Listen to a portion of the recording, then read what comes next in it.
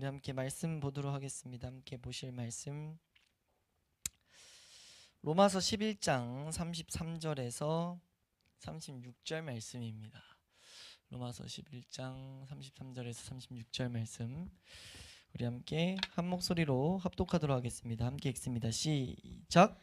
깊도다 하나님의 지혜와 지식의 풍성함이여 그의 판단은 헤아리지 못할 것이며 그의 길은 찾지 못할 것이로다.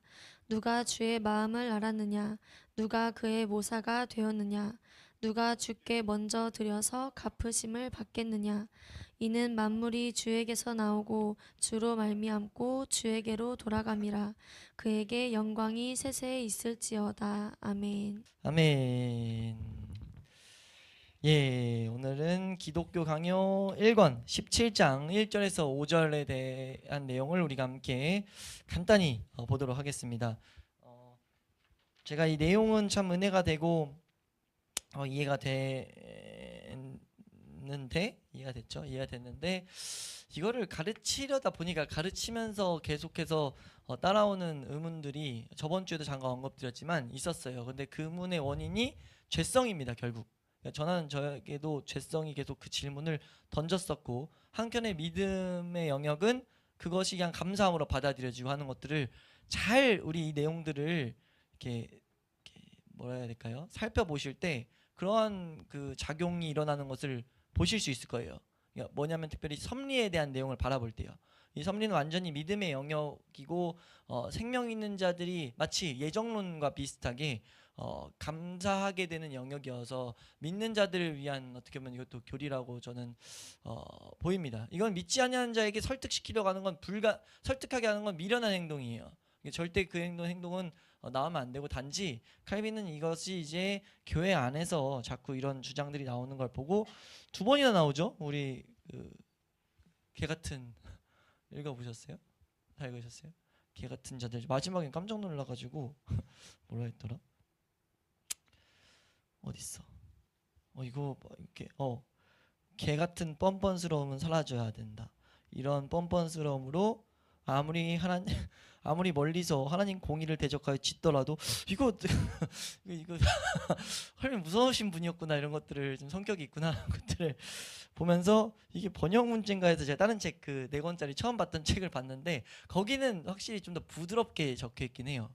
그래서 제가 원어를 못 보는 그 약간의 그 애통이 좀 왔었는데 언어가 없어서, 이거는 언어 있으면 우리 성경은 언어가 제가 이제 프로그램들이 있어서 보는데 언어를 볼 수 있는데 이건 과연 어떻게 말한 걸까? 라는 생각이 잠깐 들었습니다. 근데 이제 그렇게 말할 정도로 이건 믿지 아니한 자들과는 대화가 안 된다 보시면 돼요. 개 같다라고 표현했을 때도 욕을 하기보다 짐승 같다는 표현이죠. 그러니까 이해 못한다는 거예요. 이해 못하는데 그거를 우리 믿는 자의 눈으로는 봤을 때 이건 뻔뻔스러운 참 행동이다. 이건 참 짐승 같은 행동이다. 이 뭐 하라는 거예요? 이게 지금 이게 중심을 안 놓치면, 그러니까 이게 칼빈이 화났네. 이런 사람들이랑 논쟁하다 말이 안 통하니까 답답했나 보다. 이렇게 가는데 지금 그게 아니죠. 지금 이 큰 맥락은 우리 아침에 봤던 것 같이 이 칼빈에도 지금 뭐가 있습니까? 이 기독교 강요를 쓴 이유가 변증의 목적도 있지만 핵심은 잘 믿게 하기 위함이에요. 그러니까 교회가 이 세상을 휩쓸려 가지 않고 성경만을 기준으로 하나님 앞에 잘 가기 위함이 있습니다. 그래서 이것이 이제 개정을 막 거치면서 우리가 그 첫 시간에 한번 살짝 봤던 것 같은데 이게 대상이 신학생들에게도 막 가르치고 이렇게 됐다고 했죠. 기억 안 나시는구나. 기억나세요? 아무것도 처음 듣는 것처럼 해서 하셔가지고 눈빛들이 그게 적혀 있다고 한번 말씀을 드렸었어요. 이제 개정판 그 부록 같은 거 우리 저기 교회 비치되어 있는 책 중에 1권 맨 앞에 그 1권의 반절 정도가 이제 그런 내용을 다루고 있는데 거기 보시면 나옵니다. 이게 대상들이 그랬다는 거. 그러니까 여기 있는 지금 이건 뭐냐면, 그러니까 믿는 자들이 이렇게까지 센 언어를 쓴 이유가 뭐냐면 믿는 자들이 동조할 필요가 없다는 거죠. 동조할 필요도, 그거에 휘둘릴 필요도, 좀 더 이걸 풀어서 말하면 휩쓸리지 말라는 거예요. 그냥 너희는 이 갈 길, 이 은혜, 복된 은혜에 대해서 굳건하게 서 있어라. 어떻게 보면 이런 내용이 담겨 있다 보는 거죠. 그래서 이 굳건한 내용에 대해서 해야 될 것을 먼저 1, 2절에서 먼저 다룹니다. 그래서 그 책은 보니까 1, 2절과 3, 4, 5절을 나눴더라고요. 근데 이제 그렇게 봐도 되겠다라고 싶긴 한데 자세히 볼 거면 그렇게 보는데 우리는 지금 계속 그렇게 자세히까지 잘 안 보고 있거든요. 한 2, 3주 전부터 자세히 안 보고 우리가 이 기독교 강연을 통해서 제가 이제 자세히 안 보는 그 시작점이 뭐였냐면 제가 지금 저번 주도 이런 설명을 드렸던 것 같은데 이 바다의 이 메시지들, 이 기록들, 이 공부해야 될 내용들이 우리가 올바로 가기 위한 거지 싸우는 거에 포커스를 우리가 싸움을 그렇게 볼 포커스 필요가 많이 없다.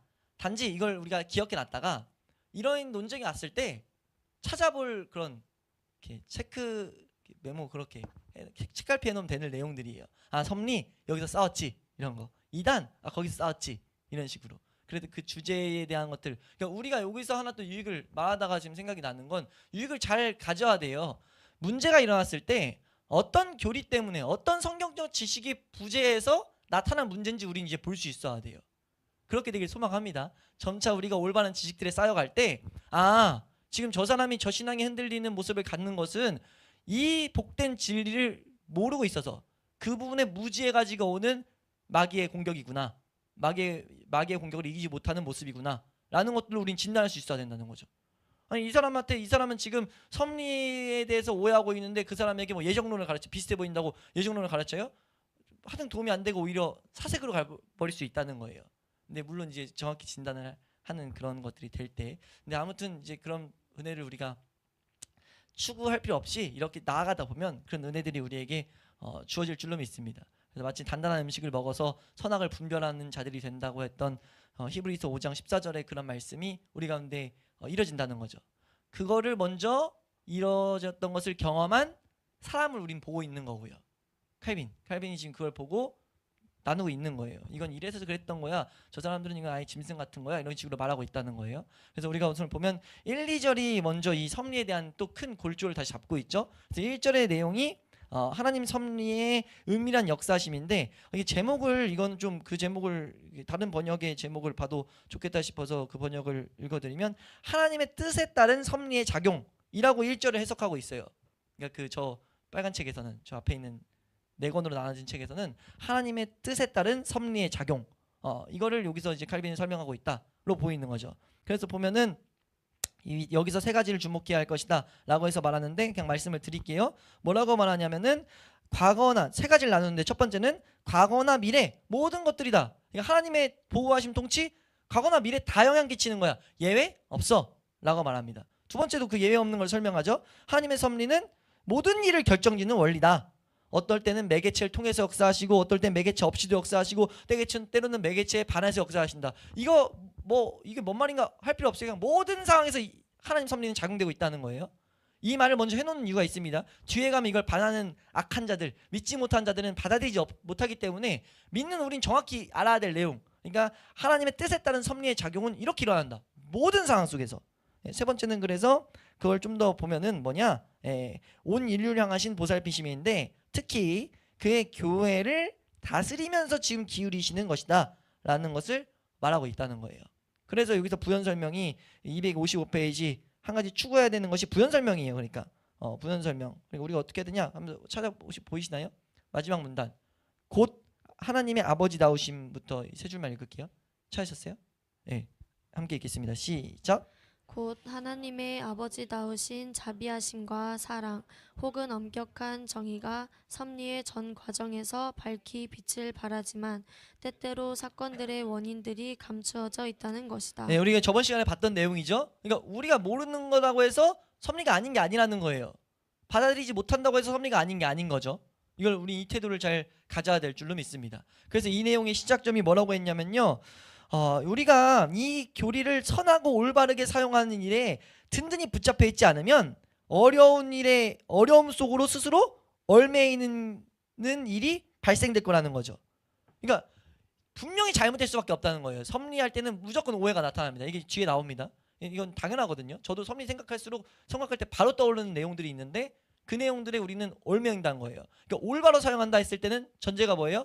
전제는 이렇게 보셔도 돼요. 우리가 금요예배 때 봤던 징계를 올바로 사용하기 위해서 이 섭리랑 완전 닿아 있는 교리입니다. 징계를 우리가 모든 사건을 징계하심이 그 가운데 있다, 훈계하심이 있다라고 볼 수 있는 이유는 하나님의 통치가 분명하게 다 있다고 성경을 가르쳤다는 거예요. 그 당시에 저는 이 섭리를 제대로 공부 안 했기 때문에 그 당시 이런 말들을 했던 것 같아요. 이건 되게 잘못된 말이죠. 우리는 그렇게 보는 것이 무방할 것이다. 잘못된 일은 없을 것이다. 라는 여지의 그런 말들을 했었는데 그게 섭리를 몰라서, 성경이 분명히 가르치는 섭리를 몰라서 그럴 것이다가 아니라 분명히 그렇다라고 우리 믿어야 돼요. 그게 맞다는 거죠. 성경이 지금 그걸 말하고 있다는 겁니다. 하나님의 모든 상황 속에서의 일하심, 그것을 칼빈은 여기서 정리하고 있습니다. 그래서 이거를 칼빈도 말하는 게 256페이지 보면은 두 번째 문단에 우리가 비참한 중에 처할 때마다 라고 하면서 지금 이런 말을 하고 있는데 이거 세 줄만, 두 줄만 한번 읽어볼까요? 두 줄만 찾으셨어요? 함께 읽습니다. 시작. 우리가 비참한 중에 처할 때마다 언제나 우리의 죄악들이 마음에 떠올라야 하며 그런 처지를 징벌로 여겨서 회개가 나와야 할 것이다. 그래 이게 지금 이 섭리, 역사심이 있다는 것을 제대로 봤을 때 그에 대한 올바른 반응입니다. 그러니까 징계에 대한 말씀을 하고 있다는 거죠. 그거를 놓치지 않게 하기 위해서. 근데 문제는 뭐예요? 우리의 반응은 계속해서 부정적이려고 한다는 것이 우리의 반응이라는 것을 알아야 돼요. 그러니까 우리의 반응, 우리의 죄된 육신의 반응은 부정적이려 한다. 그 섭리를 인정하지 않으려고 하고 잠깐 다른 뜻을 찾아가려고 한다는 거죠. 근데 그러니까 뭔가 다른 식으로 해석을 하려고 그러는데 그렇지 말라고 하는 게 이 1절 마지막에 나옵니다. 우리 보면은 우리 257페이지 거기에 네 번째 줄부터 보시면 그러므로 우린 생각해야 할 것이다. 보이세요? 거기서 곧 세상에 온 것 요소부터 한번 세 줄 읽어보겠습니다. 시작.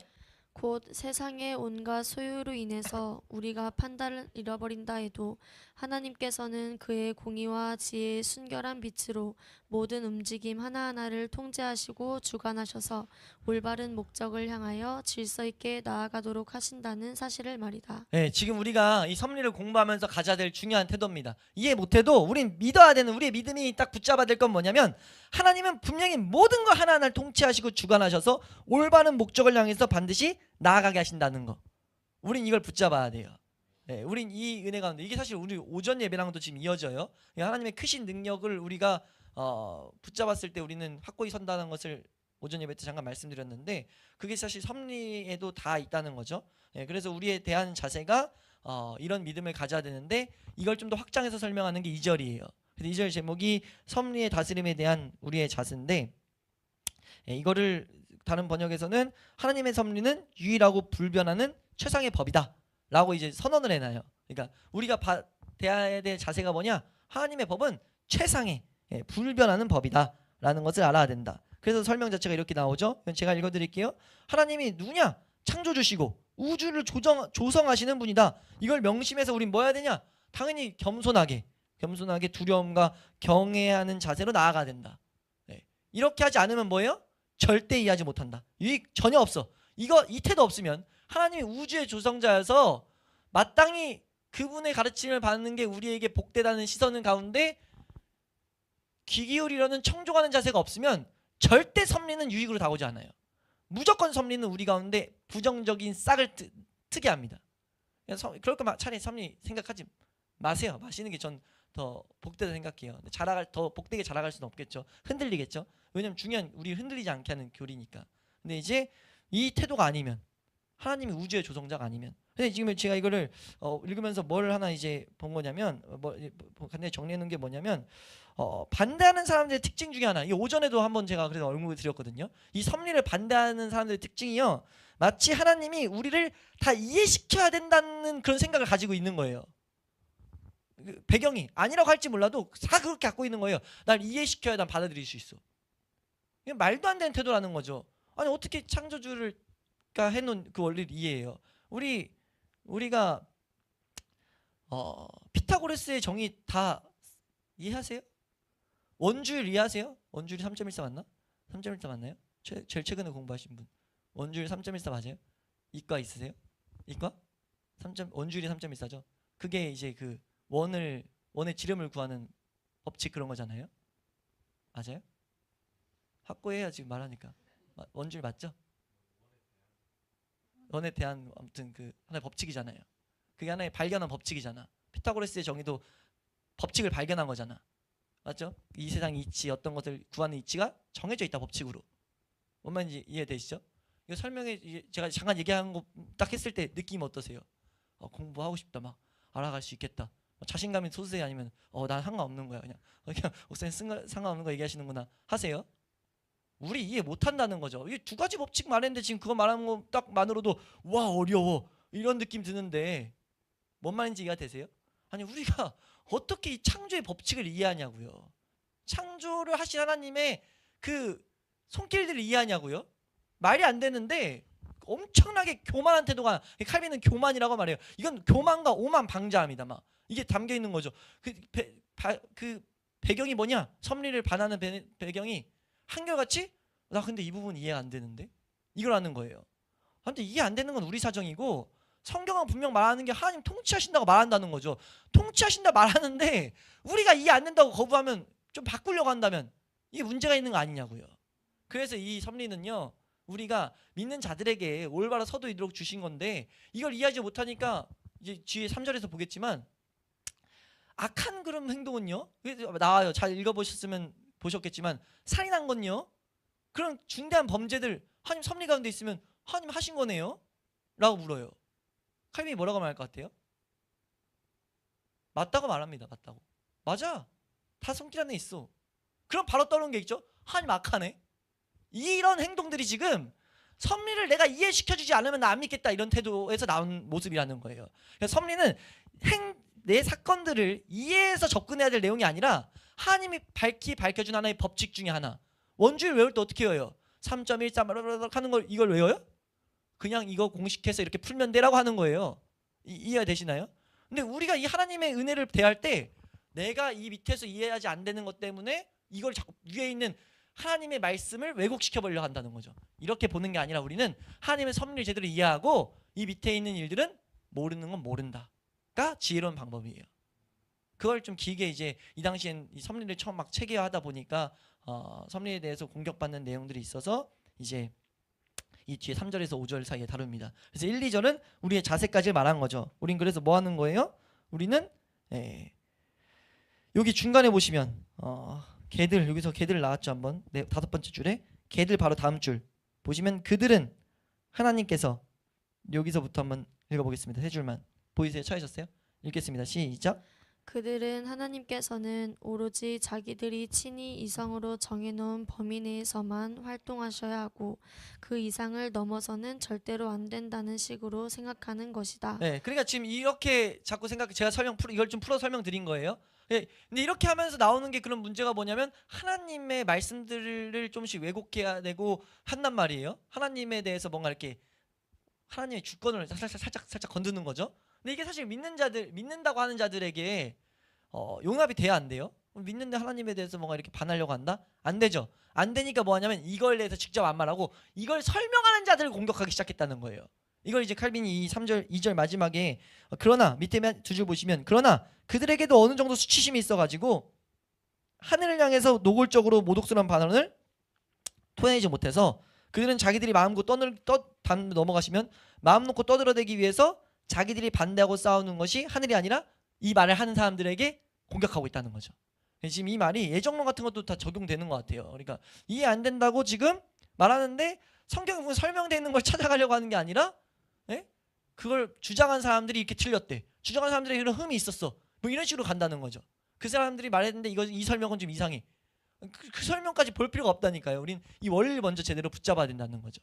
그러니까 우리가 이걸 지금 공부하면서 하나 알아야 될 건 섭리는 마음에 새겨놔야 되는 중요한 교리구나. 섭리에 대해서 흔들리면 안 되는 거구나를 정확히 세워놓으실 수 있길 소망합니다.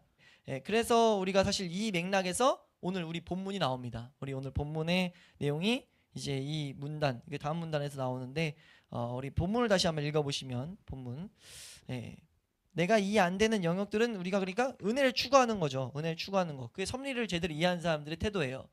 하나님 말씀하시는 것이 있겠지. 그래서 우리 로마서 11장 33절 34절 말씀 한번 다시 한번 읽어보시면요.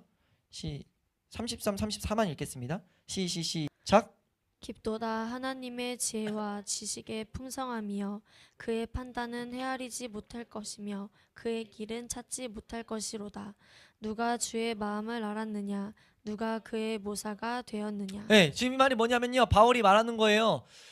이게 사실 10장부터 이어지는 말이거든요. 10장에서 구원의 길을 가르쳐요. 사실 여기 또 구원이랑 연결됩니다. 구원의 길을 말한 다음에 구원의 길에 은혜를 주셨을 때 안 듣는 사람들이 있다라는 것들을 가지고 또 이제 얘기가 쭉 주어지면서 우선 이 말을 지금 이 바울이 마무리할 때 우리가 알아야 될 게 하나님의 지혜와 지식이 얼마나 풍성한지 너무 깊은 거야. 우리가 알아야 될 건 뭐냐면 그의 판단 우리 헤아릴 사람이 없다. 그의 길은 우리가 찾으려면 찾을 수 있는 사람 없어. 우리 누가 주님의 마음을 알 수 있어? 누가 주님의 지혜자가 책사가 될 수 있어? 그냥 우린 따라야 되는 거야. 그분이 최고의 지혜이기 때문에 라고 하면서 36절 말씀 뭐라고 해요? 그래서 36절 말씀에 우리가 될 건 뭐밖에 없냐? 그래서 섭리를 제대로 이해하면 뭐예요? 우린 그냥 찬양입니다. 섭리를 제대로 이해하면 나오는 건 찬양이에요. 하신 일들에 대한 찬양. 내가 올바른 은혜의 길을 하나씩 가게 됐어요? 그냥 찬양. 내가 한 게 아니라 이거 하나님의 은혜라는 걸 더욱더 뚜렷이 보게 되죠. 섭리를 이해했다면. 그러니까 내가 교만할 틈이 없게 되는 거예요. 우리를 계속해서 겸손하게 만드는 거죠. 내게 어떤 은혜, 하나님을 향한 열정을 가졌어요. 말씀을 가지고 기도했어요. 뭘 깨닫기도 전에 기도한 것조차도 감사가 나오는 거예요. 하나님의 섭리의 작용이었기 때문에. 이해되시나요? 우리가 그런 은혜를 경험할 수 있길 소망합니다. 근데 이제 간단히 우리가 쫙쫙쫙 빠르게 다루기 전에 우리 2절에 중요한 내용이 하나 여기 있어가지고 이거 259페이지 경외하는 모습. 우리가 하나님의 섭리를 제대로 경외한다라고 했을 때는 259페이지의 중간 문단 두 번째 문단 아우구스티누스가 한 발언 하나님께서부터 이 문단 읽겠습니다. 시작. 하나님께서 가능한 최상의 질서 가운데서 우리를 위해 행하시는 모든 일들을 알지 못하기 때문에 우리는 오로지 율법에 따라서 선한 뜻을 갖고 행동해야 마땅하다. 그러나 다른 일들에 있어서는 우리에게 법에 따라서 일이 일어나는 것이다. 왜냐하면 그의 섭리야말로 불변하는 법이기 때문이다. 우리가 어떤 법칙이 분명 있다는 것은 우리도 모르는 어떤 하나님이 간단히 설명해준 하나님 말씀대로 살았을 때 복, 말씀대로 살지 않았을 때 저주가 있을 때 하나님이 저주를 막 만들어서 저주하기 위해서가 아니라 어떤 우리가 이해하지 못하는 법칙이 있는 거예요. 근데 그 법칙 중에 사실 제일 상위는 하나님을 떠나선 사람은 부패할 수밖에 없다.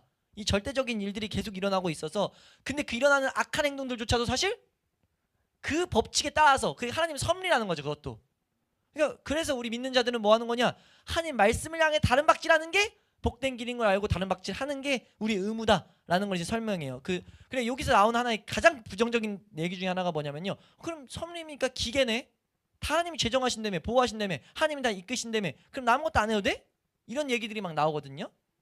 그거 아니라는 거죠. 하나님의 법칙 가운데 섭리는 우리 이해하지 못한 어떤 깊은 지식이고 분명히 하나님 보호하신 맞지만 어떻게인지는 말씀하시지 않았으니까 모르는 거다. 기계라고 말씀하신 적이 없어. 우린 단지 우리에게 분명히 말씀하신 게 있지. 이걸 토대로 알 수 있는 거죠. 하나님의 그 법칙은 이 말씀하신 것을 통해서 이 말씀이 끄는 대로 뭔가 작용이 일어난다는 거. 지금 이건 어렵지만 그냥 어떤 우리가 기계적은 아니지만 우리가 해야 될 의무는 분명히 있다. 그 의무는 무엇이냐? 율법을 쫓아가는 거.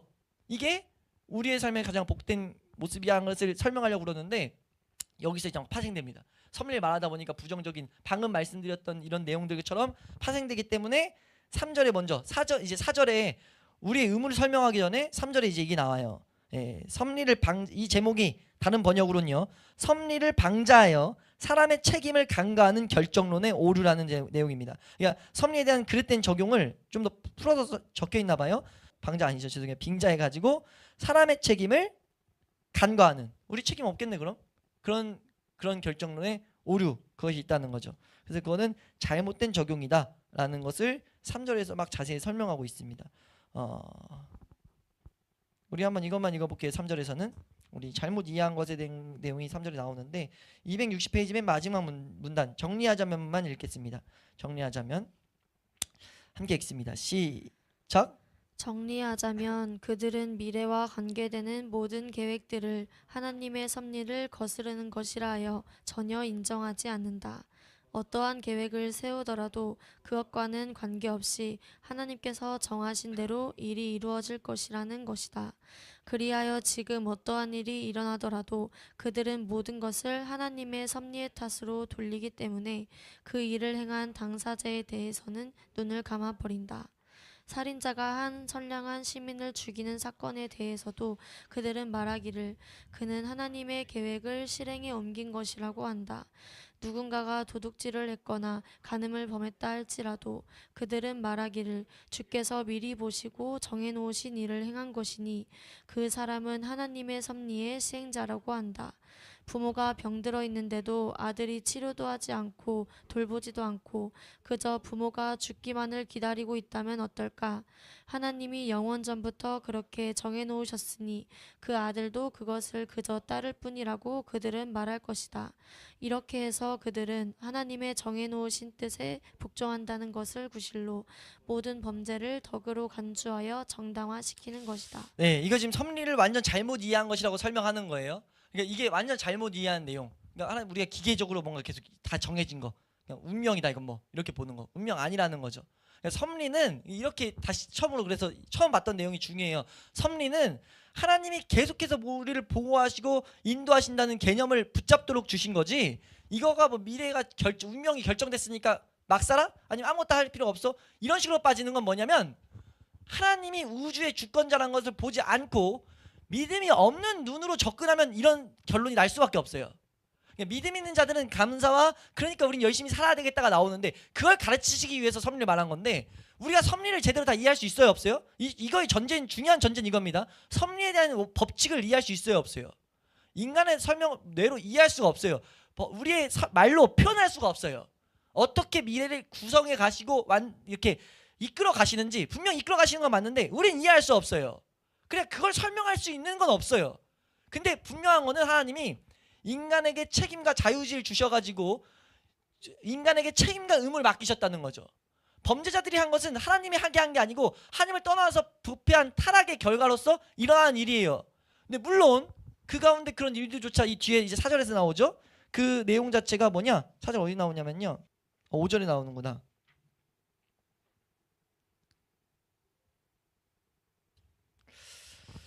아무튼 5절을 잘 읽어보시면은 5절에 이제 그런 내용이 나와요. 5절에 방금 말씀드렸던 범죄자들이 한 거 하나님이 심판하는 도구로 말한 거다 하면서 마지막에 보면은 태양이 시체를 썩게 하는데 그러면 태양에게 책임이 있는 거냐? 라는 이런 비유를 들면서 이제 말을 하는데 우리가 이걸 이해하기 위한 가장 좋은 설명은 방금 좀 전에도 반복했던 하나님의 섭리 가운데 일어나는 일이지만 우리가 그것을 어떤 법칙으로 하는지는 모른다. 단지 확실한 것은 제일 위에 저번 시간에 말했던 하나님의 말씀대로 사는 자들에게 은혜로운 열매를 계속 주시려는 하나님의 법칙이 있고 하나님 말씀을 떠나서 그러니까 하나님을 떠나 사는 사람들에게는 계속 악이 악을 낳는 그런 심판의 모습으로서의 비참함이 발생되는 것이 있다.